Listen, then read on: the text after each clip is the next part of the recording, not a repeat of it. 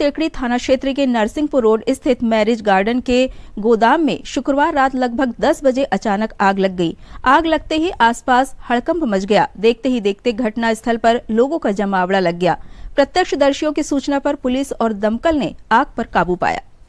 धर्म टेकड़ी चौकी पुलिस ने बताया कि रात 10 बजे करीब नरसिंहपुर रोड स्थित सुमन मैरिज गार्डन के गोदाम में आग लगने की सूचना मिली थी। सूचना मिलते ही पुलिस सहित नगर निगम की टीम घटनास्थल पर पहुंच गई थी। नगर निगम के 2 फायर ब्रिगेड वाहनों ने मशक्कत के बाद आग पर काबू पाया। आग कैसे लगी, पुलिस घटना की जांच में जुटी हुई है। पुलिस सीसीटीवी फुटेज की जांच कर रही है। घटना में टेंट हाउस संचालक को लगभग 10 लाख रुपए का नुकसान होना बताया जा रहा है। टेंट मालिक संजय साहनी ने बताया कि उन्हें फोन पर खबर मिली कि उनके लॉन के सामने शेड में बने गोदाम में आग लग गई है।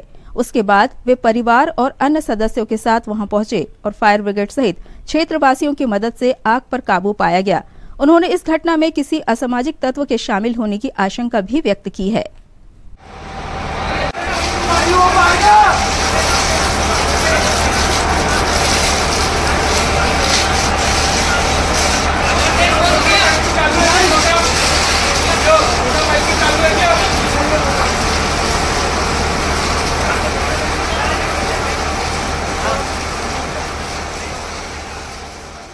लगभग 8 से 10 लाख रुपए का नुकसान है।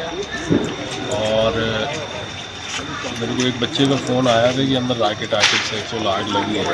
मेरे को ऐसा लग नहीं रहा है कि रॉकेट से वो आग लग सकती है और ना ही कोई शॉर्ट सर्किट है वहाँ पर। इसके पीछे जो असामाजिक तत्वों का काम है वो सीसीटीवी फुटेज देख के मैं आपको बताऊँगा और उसकी पुलिस कंप्लेंट बिल्कुल मैं करवाऊँगा। छिंदवाड़ा से न्यूज़ SCP भारत से संजय पहाड़ी की रिपोर्ट।